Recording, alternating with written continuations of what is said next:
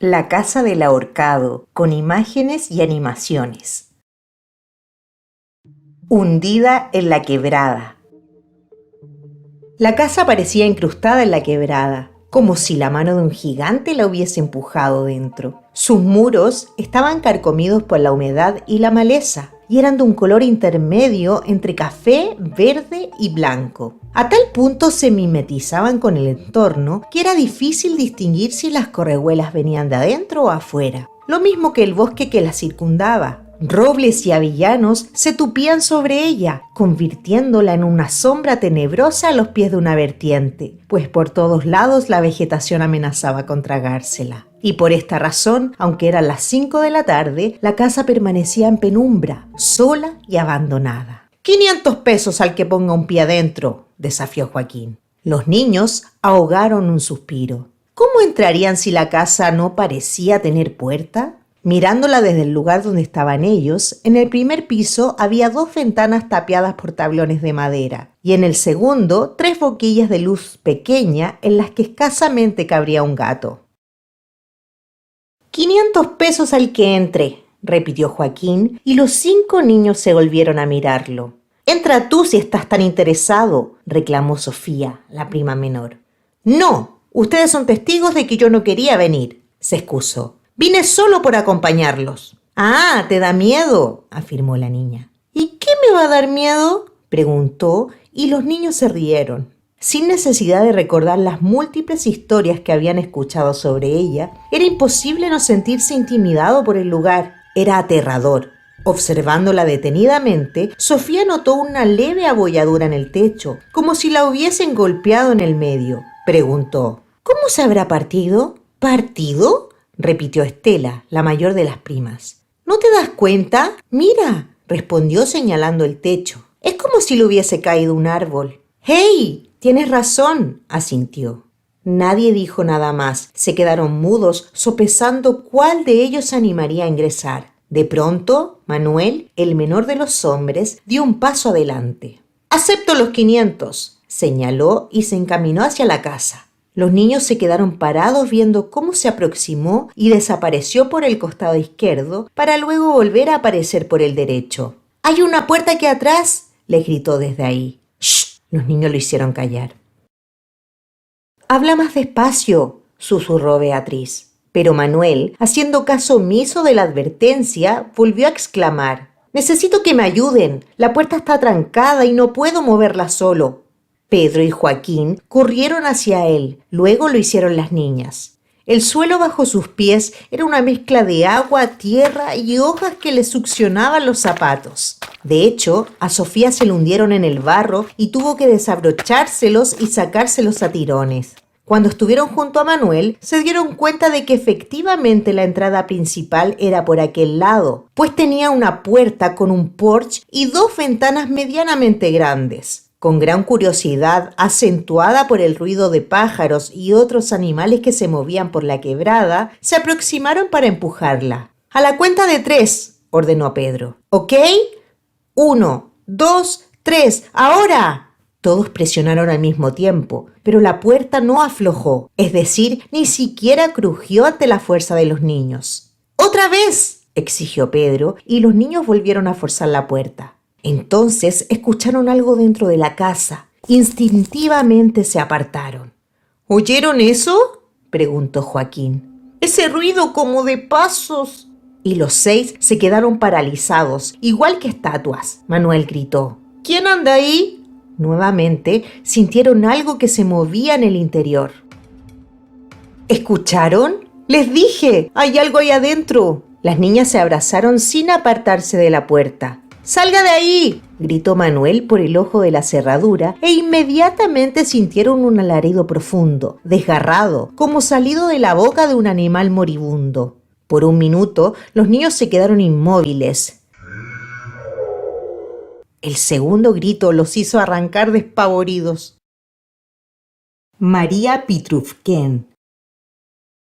Se detuvieron cuando llegaron a la casa de los Robles, jadeantes y llenos de preguntas que no formularon por miedo a que sus padres los regañaran. Es que tenían prohibido ir a la quebrada. De más estaba que se los recordaran, pues cada verano, apenas ponían un pie en la antigua casona, les escuchaban decir: «No se acerquen a la quebrada». Podían subir el cerro y llegar hasta la cruz, ir a la lechería y a la huerta de manzanas, pero a la quebrada, por ningún motivo.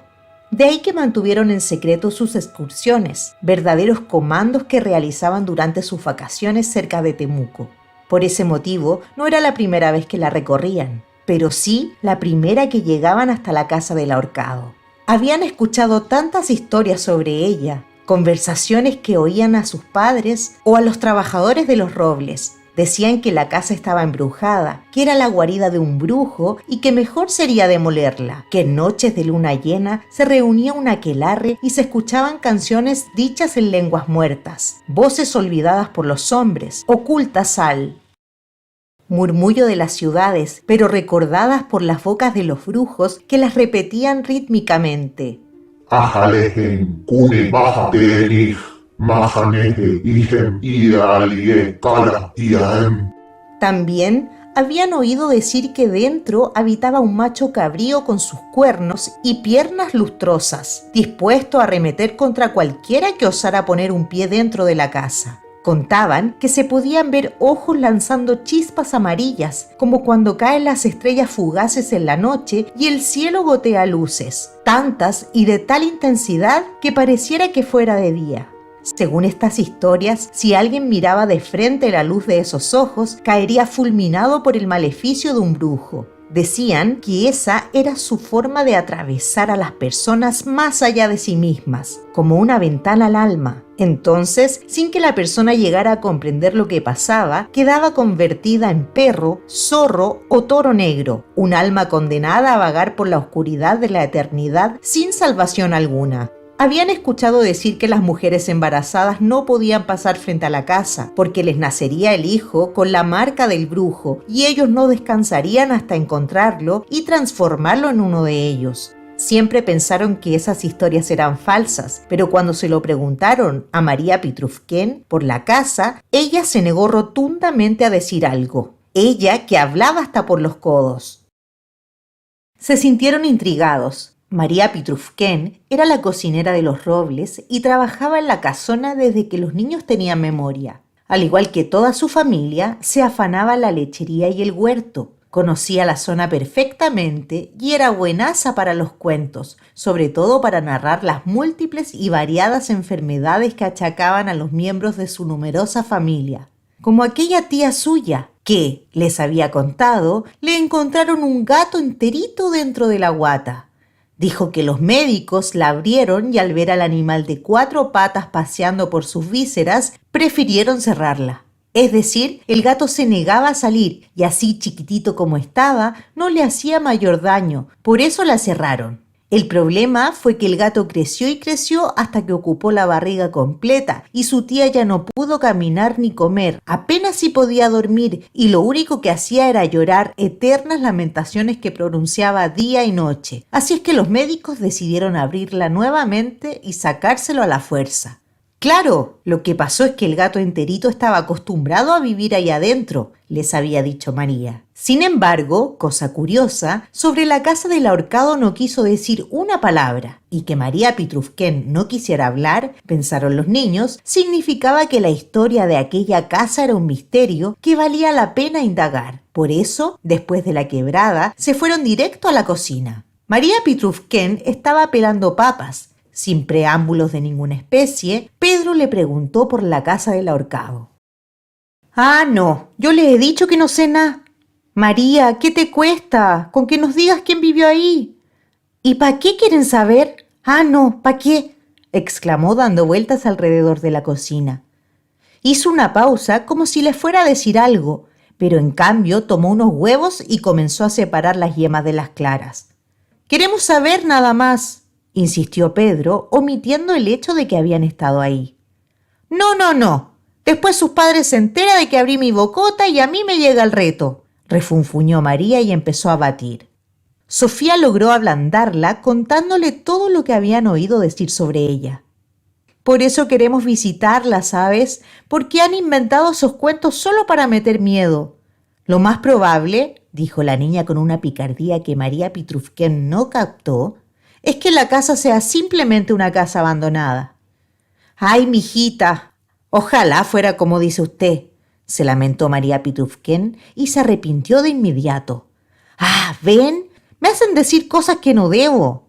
¡Ay, María, María! Refunfuñó la mujer y batió con intensidad las claras que ya llegaban a merengue. Pero María, se acercó Beatriz, es mejor que sepamos lo que pasó antes de ir hacia allá.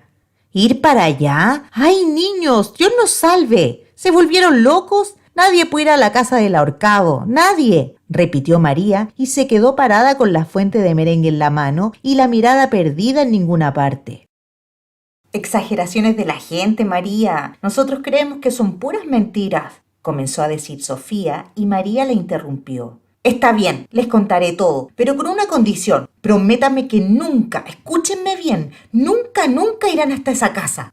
Los niños asintieron con los hombros inclinados. ¿Por qué será que las mentiras pesan tanto? María tomó aliento y dijo, la casa, y se detuvo unos segundos. Era de don Justo, un hombre que murió de una manera muy extraña, la más extraña de todas, porque la verdad es que nadie sabe cómo murió. Algunos piensan que se colgó de una cuerda, otros que lo mataron, y otros que mucho antes de morir se convirtió en un calcu, y que dejó de habitar su forma humana y se transformó en un animal. María Pitrufquén hizo una nueva pausa para sonarse ruidosamente. Los niños vieron cómo se enjuagaban las lágrimas, se veía que la historia le afectaba. ¿Qué son los calcus?, preguntó Beatriz. Unos hombres muy poderosos, poderosísimos. Pero no me distraiga, mijita, ¿ve que pierdo el hilo? La regañó María y continuó. Como era un hombre solo, tan re buen tipo don Justo, si lo hubieran conocido, no mataba ni una mosca el hombre. ¡Ay, Diosito santo! Desapareció un día. ¿Desapareció así como que se fumó?, quiso saber Estela. No. Un día dejó de venir para acá y pensamos que andaba de juerga. ¿Qué sabe uno? Andaría enfiestado el hombre, po. Se le habrían pasado los tragos y cosas de ese tipo. A nadie se le ocurrió buscarlo. Imagínense, pobre hombre. Pasó una semana entera perdido sin que nadie hiciera nada. Entonces, como no volvía nada, empezaron a hablar. ¿Ustedes saben cómo habla la gente? No pararon de decir cosas y de imaginar dónde andaría metido el muy rediablo. ¿Y no se le ocurre a uno ir hasta la quebrada? Ahí lo encontraron, tiradito en el suelo de su casa con una cuerda bien amarrada al cogote. ¿Se ahorcó?, preguntó Manuel. Eso pensamos, ahorcado ahí en el suelo, estaba bien dicho, pero después las cosas se pusieron muy extrañas. ¿Por qué?, replicó Manuel. Porque para el entierro vino su familia, gente de por allá de la cordillera, y dijeron que el que estaba metido en el cajón no era nada don Justo. ¿Y cómo que no?, les preguntamos, pero ellos se pusieron pesados, dijeron que no era napo, y que no, así es que se fueron enojados. Ni qué decir de pagar el entierro y los gastos de servicio, se fueron nomás. Tampoco reclamaron la casa. Bueno, nadie la reclamó en verdad, porque ahí empezó otro cuento. ¿Qué cuento?, preguntó impaciente Manuel. Que los que fueron hasta su casa, los que lo encontraron tirado en el suelo, dijeron que la familia tenía razón. ¿Cómo?, preguntó Beatriz. Sí, se desdijeron nomás, que ese que habían enterrado no era nada justo, que se habían puro confundido. Ah, no entiendo, ¿quién era entonces?, reclamó Pedro. Vaya uno a saber, nadie lo supo, pero ellos dijeron que se habían equivocado por miedo a los brujos. ¿Brujos? ¿Qué brujos?, preguntó Manuel con sorpresa. La verdad sea dicha, los niños estaban igual de intrigados. «No pongan esa cara», reclamó María Pitrufquén. «Les estoy contando la pura y santa verdad. Los que fueron hasta su casa dijeron que cuando llegaron se encontraron con un brujo. Es decir, no exactamente un brujo, sino un zorro que los embrujó. Y por eso contaron que el muerto era don Justo. Pero que después, cuando se les pasó el hechizo, dijeron la verdad. También porque era importante salvar el honor del bueno de don Justo, que en paz descanse, si es que en verdad fue que se murió». Y María se persignó 3 veces seguidas. «María, tu cuento es muy enredado», exclamó Joaquín. «No entiendo nada». «Muy simple», respondió María, estirándose el delantal. «Ese zorro que vieron en la casa era don Justo. Era un brujo en forma de animal y estaba ahí ese día porque quería ocupar el cuerpo del finao. ¿Se dan cuenta? Pero al ver que el muertito estaba vuelto boca abajo, no pudo meterse. ¿No ven que los brujos entran por la boca? ¿Y tú crees esa historia?, preguntó Sofía. Psst, la cuestión no es nada tan sencilla, mijita. ¿Estás diciendo que el cuerpo que estaba en la casa y que después se enterraron no era de don Justo? Así mismo, ellos dijeron que no era. ¿Y que el zorro que encontraron ahí en la casa era de don Justo convertido en brujo? Exacto, se había convertido en Calcus y necesitaba un cuerpo humano para entrar. Pero el finado estaba boca abajo y todos saben que los Calcus entran por la boca. Así es que no pudo y se quedó afuerita nomás. Eso es imposible, María, alegó Estela. Tal como lo oyen, y eso es todo lo que sé, y ya se los conté, y ustedes prometieron sacar las narices del asunto, ¿eh? ¡Que los pillen nomás! Y ahora fuera, fuera, que tengo que preparar la comida. Quiso seguir indagando Pedro. No hay pero que valga, ahora se me van de la cocina y a jugar se ha dicho. El juramento de sangre. Salieron a regañadientes y se sentaron en el patio trasero de la casa. La quebrada se delineaba a lo lejos como una enorme serpiente verde cortando el campo por la mitad. Vista de esta manera, lucía eterna y majestuosa, pero Sofía sintió escalofríos al recordar la casa abandonada. ¿Qué haremos?, preguntó Beatriz. Tenemos que volver y entrar, solo así descubriremos la verdad, dijo. Un par de gallinas pasaron picoteando el suelo y la niña las espantó con la mano, justo cuando Estela comenzó a decir: Estoy de acuerdo con la Sofi, tenemos que volver y desenmascarar toda esa farsa. A mí me huela que son puras mentiras, ni siquiera creo que haya habido un ahorcado. Yo no he dicho que no crea en el ahorcado, replicó Sofía. Solo dije que deberíamos volver a la casa. ¿Para qué? Mejor dedicar el verano a hacer otras cosas. A mí no me interesa para nada, replicó Joaquín. Ya sabemos que te da miedo, contestó Manuel con una sonrisa pícara. ¿Miedo? Nada que ver. Plata nomás, respondió el chico. ¡Hey! ¿Pero no les parece extraño que nuestros papás traten de evitar a toda costa que vayamos hasta la quebrada? Además, María dijo que desde que murió don Justo, si es que realmente murió, nadie se ha atrevido a poner un pie dentro de ella. Pero nosotros fuimos esta tarde y somos testigos de que ahí adentro hay algo o alguien. O sea, ¿tú le crees a María?, preguntó Pedro. ¿Por qué no? Ay, Sofi, porque los brujos y los zorros semi-humanos no existen. Son puros cuentos. Yo no estaría tan segura, contestó la niña. Sofi, por favor, piensa un minuto. ¿Crees que alguien puede transformarse en perro o en zorro y después en persona y viceversa cuantas veces quiera? Esas cosas pasan solo en las películas, intervino Estela. No estoy diciendo que alguien se transforme en perro o en zorro y después se convierta en persona y luego vuelva a ser perro o zorro. Solo digo que no me parece imposible que existan brujos. ¿Por qué no? El viento que sopló en ese momento los distrajo. Un pequeño remolino de tierra removió las hojas del patio. Los niños permanecieron en silencio, viendo el movimiento danzarín de las hojas. Beatriz rompió la pausa al decir: «Estoy de acuerdo con la Sofi». «Otra más. Las mujeres se volvieron locas», exclamó Pedro. «Pedro, no te pongas así. Lo importante es que definamos qué vamos a hacer», trató de conciliar Estela. «La casa encierra un misterio. Eso no se discute», comenzó a decir Pedro, y el resto de los niños asintió. «Pero no sabemos de qué se trata», continuó el niño. «Hasta ahora hemos escuchado puras fantasías. Yo propongo que...» «¿Qué?», repuso impaciente Joaquín. «Que averigüemos más sobre el famoso don Justo. ¿Qué tan buen tipo era? Todos sabemos que María le pone color a sus cuentos y para ella todos los muertos son santos», dijo. «Tienes razón», respondió Joaquín. «Claro, porque también puede ser que el tipo haya sido un delincuente que se escapó para ocultarse de algo que hizo. Oye, tal vez ahorcó al hombre que encontraron tirado en el suelo y se escapó», sugirió Pedro. «¿Qué? Y después me alegas porque creo en brujos», reclamó Sofía. Ya, dejen de pelear», pidió Estela. «Nos estamos enredando sin tener idea de lo que pasó en verdad». Los niños no contestaron. Estela continuó. «El único dato con el que podemos contar es que misteriosamente un trabajador llamado don Justo desapareció, que su casa está abandonada desde entonces y que en ella suceden cosas extrañas», resumió la niña. Siguió. Si queremos descubrir qué pasó, tendremos que trabajar unidos, ¿les parece? Sí, tienes razón. Además estoy de acuerdo con Pedro. Nos convendría saber quién era este señor realmente, planteó Beatriz. Todos estuvieron de acuerdo. Pedro se levantó. Entonces propongo que hagamos un juramento de sangre. Tal vez porque era el mayor de los primos, tenía 13 años cumplidos, sentía la obligación de dirigir al grupo. Dijo: juraremos silencio absoluto y lealtad al grupo. Y acto seguido, con un pedazo de astilla, se hizo un piquete en el índice izquierdo. Una aureola de sangre le coronó la yema. Uno a uno los primos repitieron su movimiento pinchando la punta de sus dedos índices, y cuando los 6 estuvieron listos, unieron sus dedos ensangrentados. Ahora somos hermanos de sangre, declaró solemne Pedro. Nuestra misión acabará cuando resolvamos qué fue lo que ocurrió con don Justo. En ese momento sintieron las voces de sus padres. La comida estaba lista. Brujos en los robles.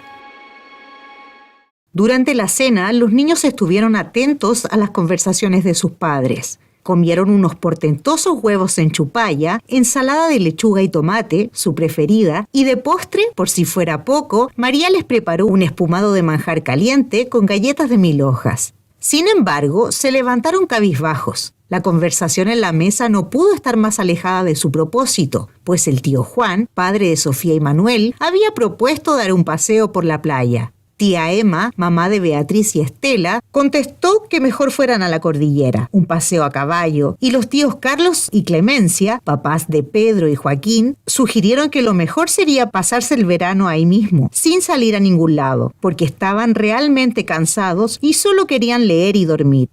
Así es que los niños creyeron que se les pasaría el verano sin averiguar nada sobre el misterio de la casa del ahorcado. En eso iba pensando Sofía, dispuesta a irse a la cama, cuando vio pasar la silueta regordeta de María Pitrufquén por el corredor fuera de la casa. ¿Hacia dónde iría?, se preguntó la niña.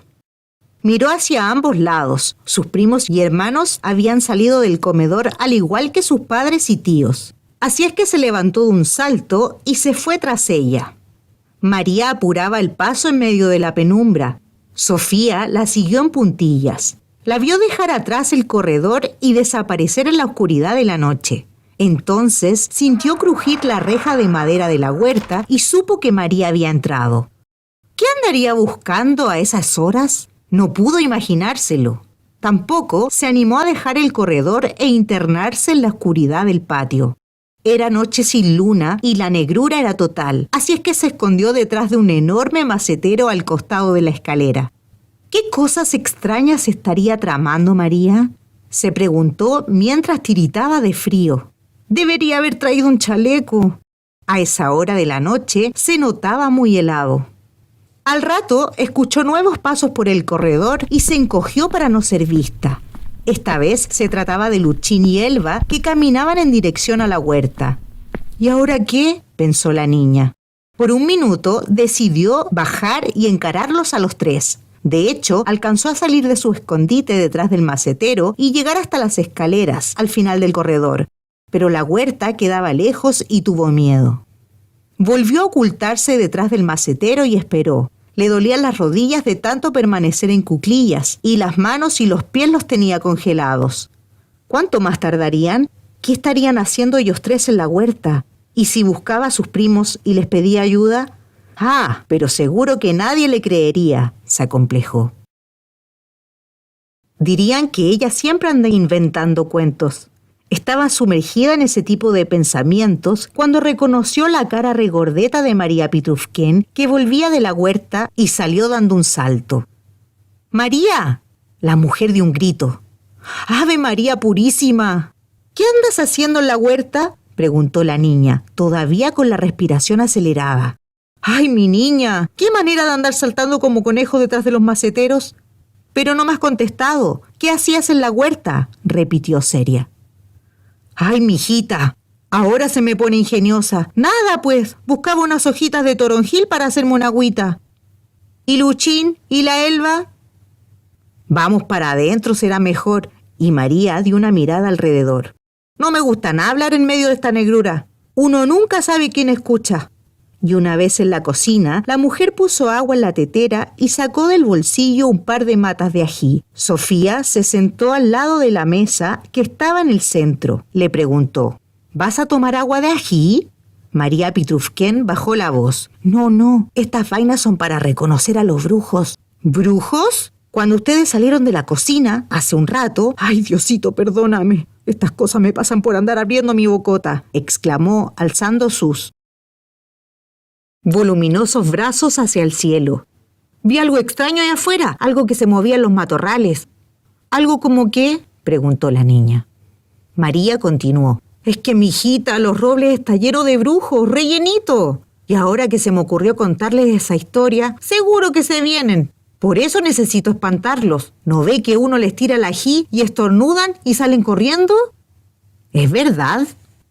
El Lucho y la Elba andan en lo mismo. Según ellos, en la tarde vieron un zorro merondeando por allá atrás, explicó la mujer, señalando hacia la ventana. ¡Ay! Nuestra Virgencita Santa que se apiade de nosotros, porque en pocos días habrá luna llena. ¿Ah?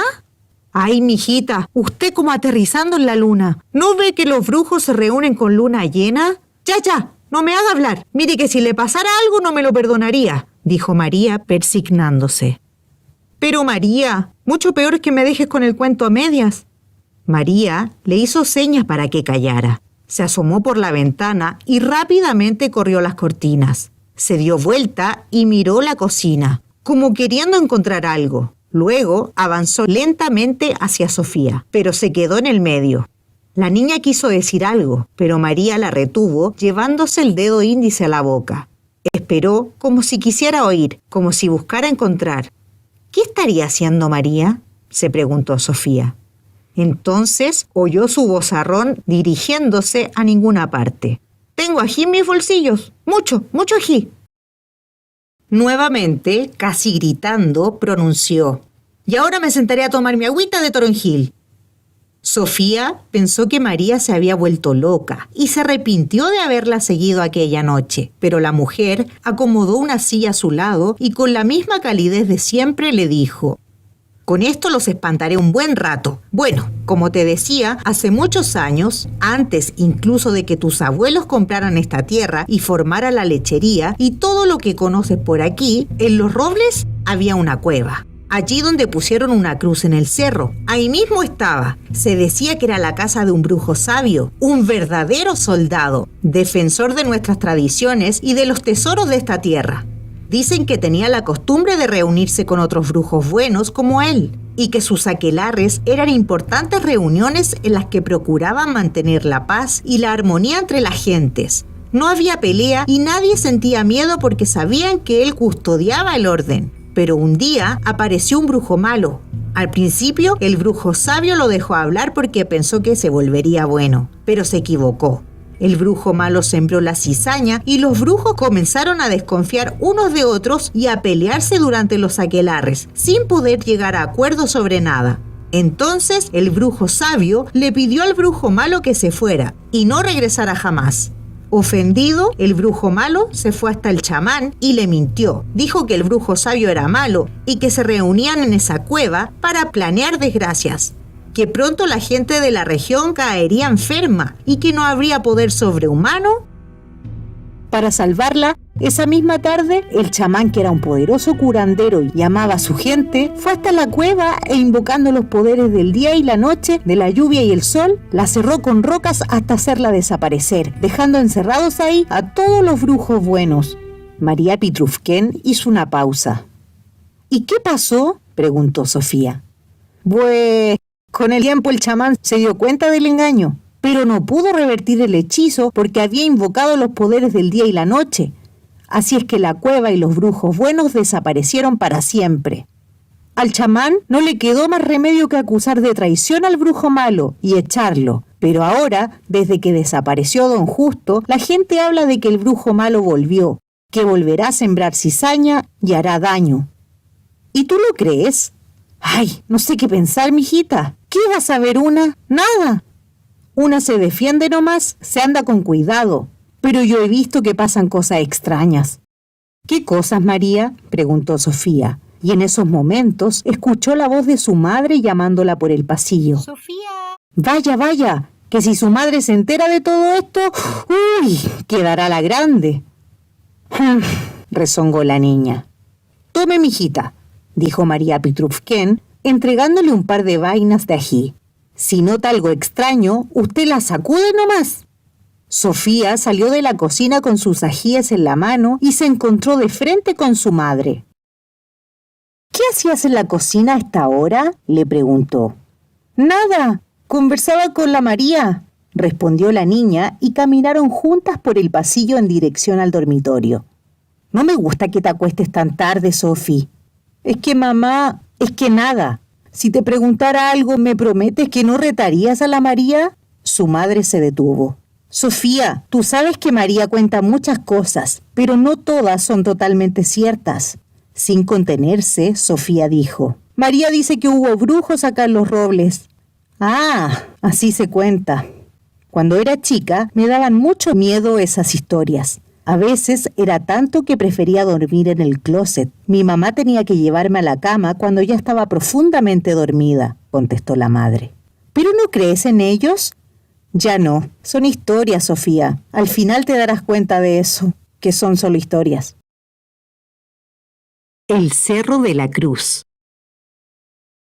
A la mañana siguiente, Sofía despertó a sus primas Estela y Beatriz para contarles lo que había conversado con María en la noche. ¿Qué les parece si vamos al Cerro de la Cruz?, les propuso. No es mala idea, aunque hemos ido tantas veces, contestó bostezando Estela. Pero no perdemos nada yendo otra vez, concilió Beatriz, y se vistieron rápidamente para ir en busca de sus primos. Ellos accedieron sin muchas ganas. El cerro donde estaba la cruz quedaba al costado derecho de la casa de los Robles. Redondo como una panza, no era demasiado alto, pero bastante empinado, y los niños llegaron jadeantes y transpirando. No sabían dónde comenzar a buscar la famosa cueva del Brujo Bueno, pero tampoco tenían esperanzas de encontrarla. Sin embargo, todos amablemente le seguían la corriente a Sofía, porque conocían de memoria su porfía y entre quedarse en la casa y pasear un rato, resolvieron recorrer el lugar aunque no les diera ninguna pista. Mientras tanto, Sofía iba de un lado a otro, convencida de que vería algo que nunca antes había visto en este cerro 1000 veces visitado. Era una intuición sin fundamento, por eso daba vueltas alrededor esperando que ocurriera algo extraordinario. Llevaban poco más de media hora cuando Pedro exclamó: «Este lugar no tiene nada que ver con la casa del ahorcado». «¿Por qué no nos vamos?», preguntó Joaquín. «¿Qué les cuesta? Quedémonos un rato más. Se trata de encontrar algo nuevo», pidió Sofía. Y los niños se rieron a carcajadas. Pero en ese preciso momento se levantó el viento. Y al decir se levantó, es porque no vino desde el aire, sino que apareció de la tierra, como si surgiera por debajo de sus pies. Primero, como una brisa suave que les revolvió las ropas y los cabellos. Luego, con la intensidad de levantar hojas, sacudir árboles y armar una enorme polvoreda, sonando como una f dicha ronca y continuada. Una f que les sopló las caras, los oídos e hizo que sus ropas se oscilaran como velas. Y aunque estaban en pleno verano, sintieron frío y se les crispó la piel. Así de fuerte era el ventarrón. «¡Salgamos de aquí!», gritó Estela, pero una hoja enorme se le pegó en la boca y no pudo decir nada más.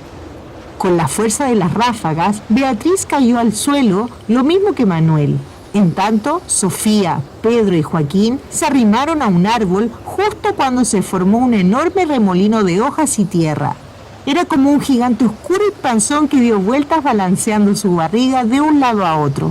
Se aproximaba a los niños y luego se retiraba unos pasos hacia atrás, bamboleándose como un marino en plena tormenta de alta mar.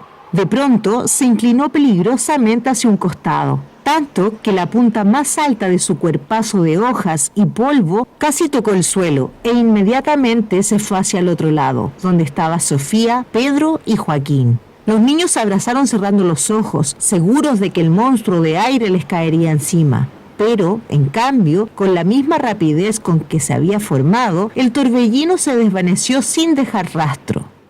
Los niños se sacudieron el polvo de la cara y con asombro descubrieron que en el mismo lugar donde había estado el remolino había un zorro culpeo mirándolos detenidamente.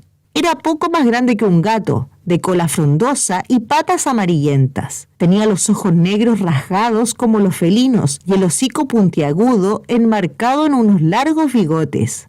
El animal agudizó su mirada para observarlos uno por uno y sus ojos se convirtieron en 2 rayitas diminutas. Cuando estuvo frente a Sofía, agachó su cabeza, en un gesto que los niños interpretaron como una reverencia.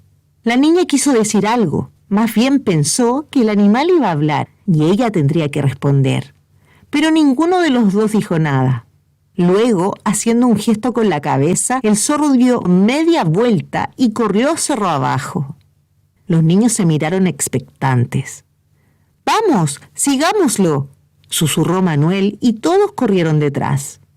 Efectivamente, poco más abajo se lo encontraron, como si el animal esperara que ellos fueran detrás de él, como si quisiera conducirlos hacia alguna parte.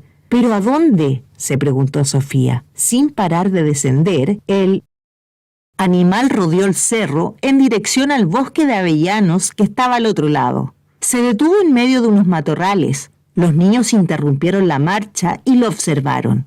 Con cierta parsimonia soberana, el animal dio un salto hacia una roca y los quedó mirando sin dejar de abrir y cerrar la boca de una manera extraña. Tanto que esta vez todos pensaron que hablaría, pero el zorro permaneció callado y después de unos interminables minutos saltó de la roca y se internó por el bosque corriendo veloz.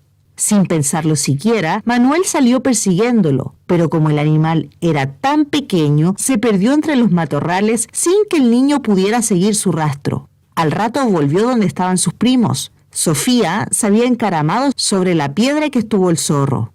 «¿Qué haces ahí?», preguntó. «El zorro quería que viéramos algo», exclamó. «Mejor que te bajes y nos vayamos a almorzar», dijo el niño. «¡Miren!», gritó la niña. «¡Ahí está! ¡Ahí!». «¿Qué?», preguntó Pedro. «¡La cueva! ¡Ahí está la cueva!». Pedro corrió hasta el lugar donde indicaba Sofía y comprobó que a un costado de la roca, entre medio de una maleza tupida, se veía un socavón. «¡Sofi, tienes razón! ¡Aquí hay una entrada!», gritó. Y llamó al resto de los primos. Se ordenaron como un gusano largo para entrar. Pedro en la delantera, apartando la maleza y ramas que tapaban la entrada, y el resto de los primos detrás, ansiosos por ver qué había dentro de la cueva. Pero, cuando por fin estuvieron dentro, descubrieron que no había nada. Parecía el refugio de un montañés con un catre de campaña a un costado, una fogata apagada al centro y arriba de una roca plana como una mesa, una linterna, un par de platos y un tacho para el agua. En otras palabras, nada extraordinario. Estaban desconcertados. ¿Quién ocuparía esa gruta? Y, sobre todo, ¿qué relación tendría con la casa del ahorcado? «Me vuelvo para la casa. Estoy aburrida y tengo hambre», exclamó Beatriz y le sonaron las tripas. ¿Escucharon? Salió de la cueva y a los pocos minutos la oyeron gritar. Detrás del muro. Estaba con las manos tapándose la boca, inmóvil, como petrificada, porque no movía ni siquiera las pestañas. «Bea, ¿qué te pasó?», preguntó Joaquín. Balbuceó señalando el bosque al frente de ellos. Los niños miraron, pero no vieron más que troncos de avellanos y la tupida vegetación que lo mezclaba todo. «¿Qué?», preguntó impaciente Pedro. Beatriz tartamudeó monosílabos. «Vamos para la casa», propuso Estela. Sin embargo, Beatriz no se movía y seguía señalando en dirección a los avellanos. «Oye, nos estás asustando a todos. ¿Qué te pasa?», preguntó Manuel. «El hombre», por fin contestó la niña. «¿Qué hombre?». «Ahí mismo, un hombre», dijo.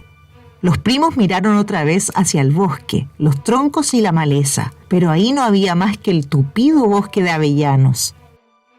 «Seguro que te lo imaginaste. Con el hambre que tenemos, todos terminaremos viendo cosas», bromeó Joaquín, pero nadie se rió. «No», respondió Beatriz secamente. «Yo lo vi con mis propios ojos. Había un hombre parado ahí». De todos modos, la obligaron a volver a Los Robles, a la cocina de María Pitrufquén. El almuerzo estaba listo, así es que se sentaron apenas se hubieron lavado las manos. Beatriz permanecía ensimismada cuando Sofía preguntó: «Oye, María, ¿tienes alguna foto de don Justo?» «Ay, niños, en mala hora les conté la historia». «¿Tienes alguna?», insistió. «No sé, éramos tan jóvenes y fue hace tanto», dijo la mujer ensimismada. «Muéstramela, ¿qué te cuesta?», pidió Sofía. «¿Y para qué la quiere, Para verla nada más». No fue difícil convencerla, pues ya se dijo. María adoraba contar historias y no más sacó la fotografía arrugada y vieja de su libreta, comenzó a decir: «Esta foto la sacó su abuelo Aurelio. Me acuerdo como si fuera ayer. Estábamos parados en el portón de allá afuera, cuando llegó con su cámara moderna y nos retrató. La trajo de Europa, la cámara. ¿Se dan cuenta? De Europa. Por eso sacaba buenas fotos, no como las de ahora que no duran nada. Se la trajo en uno de esos viajes que hizo, porque su abuelo viajaba todos los años y no era nada un viaje cualquiera. Se iba por 3 o 4 meses y andaba por Madrid, París, Londres, ese tipo de ciudades, como un caballero. Sí, yo le servía la mesa y él me decía: «Siéntate, María, que te voy a contar de Europa». Y hablaba de los edificios, de los jardines, de los parques que recorría, y yo me imaginaba perfecto esas ciudades elegantes. Así que nos sacó la foto. ¿Ven? Ahí está Pablo, don Prime y don Justo. Y esa cabra delgada, esa era yo, exclamó María y se echó a reír. Pero los niños no se fijaron en el cuerpo joven y esbelto de María Pitrufquén, sino que se detuvieron en la imagen en blanco y negro de don Justo. Medio despistado, Manuel preguntó: «¿Es este?» «Sí, miren lo que era gallado, Uf, si lo hubieran conocido a don Justo no se le escapaban los ratones». Así decía su abuelo Aurelio, porque era buenazo para agarrarlos. Ponía trampas por toda la casa y cada mañana uno encontraba 4 o 5 adentro, contó María. Beatriz se acercó a la foto y exclamó: «¡Ah!». Se puso pálida y le temblaron las manos. «¡Ay, niñita! ¿Y a usted qué mosca le picó?». «¡Ah!». Beatriz volvió a suspirar. Sofía le preguntó al oído: «Este era el hombre, ¿no?». Beatriz asintió. Inmediatamente una sensación extraña la invadió, como si estuviera a punto de desmayarse y un frío congelador le recorriera el cuerpo. El resto de los primos comprendieron de inmediato y probablemente María también hubiese notado el desasosiego de los niños de no haber sido porque seguía animadísima hablando y no paraba de contar cuando llegó a Los Robles. Y era joven y delgada y conoció al Pablo y después se casaron y se trasladaron a vivir a la casa grande para ayudar al abuelo Aurelio y tuvieron a la Emma. Le puse el nombre de su abuela, niños, en honor a ella. Que en paz descanse mi señora, tan re buena dama que era, y morir de un día para otro. Como una santita se fue la señora, ¿ven? Y el caballero no fue más lo que era, porque ahora don Aurelio ni aparece por acá en Los Robles. Pero antes, cuando vivía la señora, ¿cómo se pasaban meses enteros por acá? Entonces, como si le hubiese caído un rayo, se acordó de que tenía que hacer pan amasado y los echó de la cocina. «Miren cómo me hacen perder el tiempo», los regañó. Los niños se sentaron bajo el árbol que marcaba la entrada a Los Robles, a un costado del portón en el que años atrás el abuelo Aurelio le sacó aquella fotografía a María y al resto de su grupo.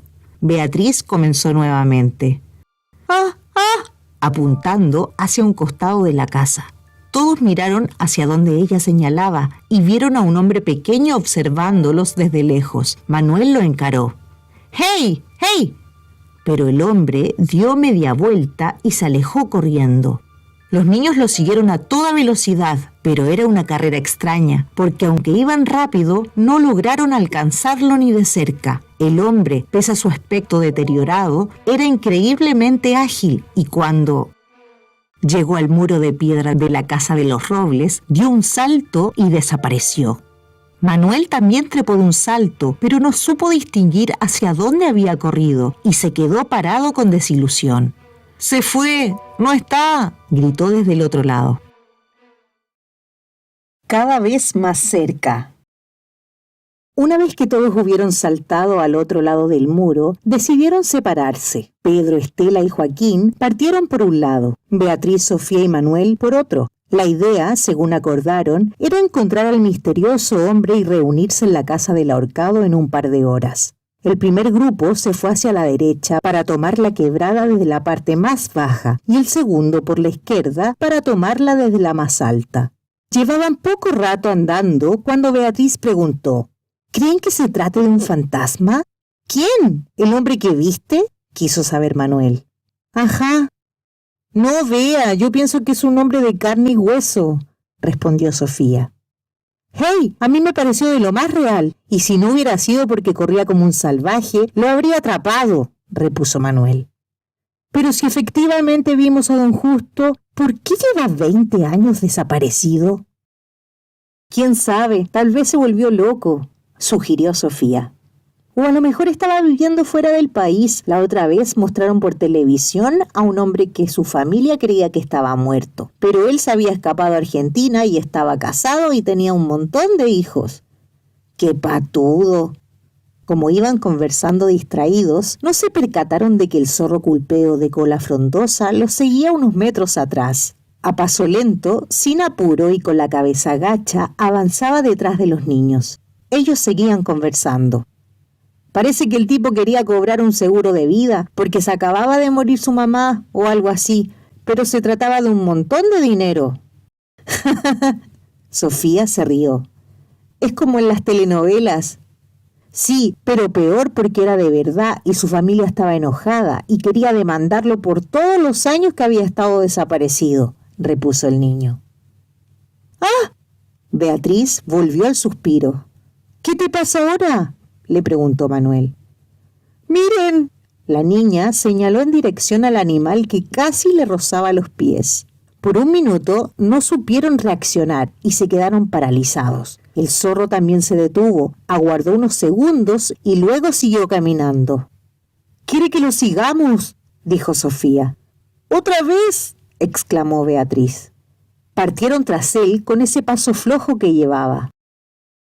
Cruzaron el potrero internándose por la quebrada. Atravesaron el estero hacia un lado, luego hacia el otro. El zorro parecía conocer el camino de memoria, avanzando en medio de esa espesura de troncos, maleza y árboles con una agilidad sorprendente, saltando una piedra por aquí, metiéndose por debajo de unos troncos allá. Nunca les resultó más sencillo caminar por la quebrada y llegar hasta la casa del ahorcado, pensaron los niños. Casi sin darse cuenta, la tenían enfrente.